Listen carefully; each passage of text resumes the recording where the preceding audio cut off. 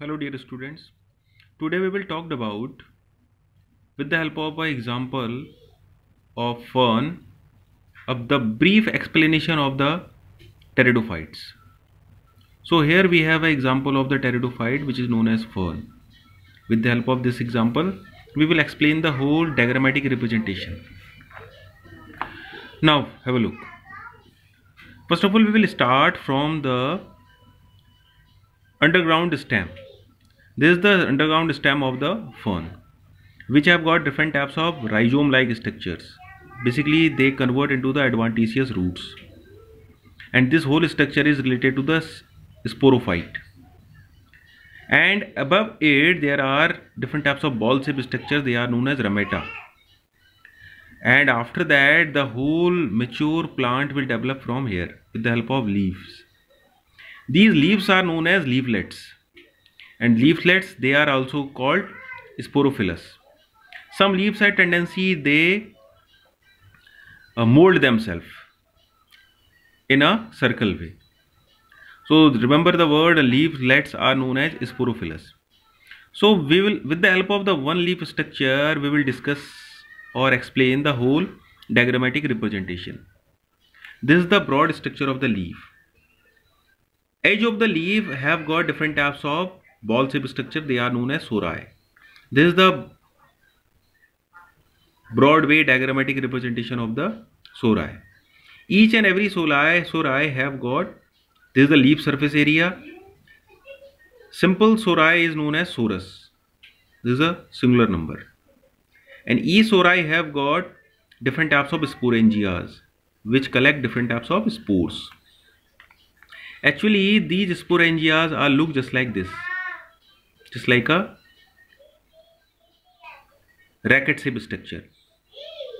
The starting stage cells they make stalk like structure. After that different types of cells, whenever they combine together, they are converted into the annulus like structure, and between these annulus the hollow part which have got the spore mother cells. And apart from that the specific cells arrangement is different comparatively annual cells. These are known as stromium.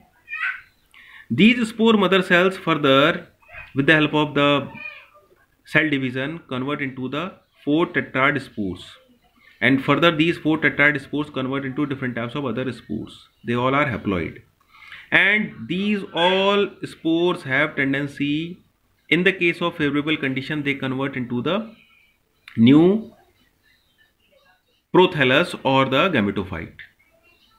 So this whole structure is, whole diagrammatic representation is related to the sporophytic phase. Now we will discuss the gametophytic phase. In the case of gametophytic phase, these spore mother cells they convert into different types of spores with the help of cell division.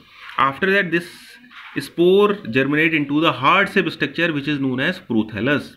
This prothallus is a green photosynthetic heart shaped structure which have also the different types of rhizoid like structure which absorb the water and minerals from the soil or the mother earth. After that there is a groove like structure between it is known as apical notch, and two types of male and the female sex gametes are present in it. Above the below the notch there is a female sex organ which is known as archegonia, and the last part is known male sex organ is found, it is known as antheridium. This is the ventral side of the prothallus.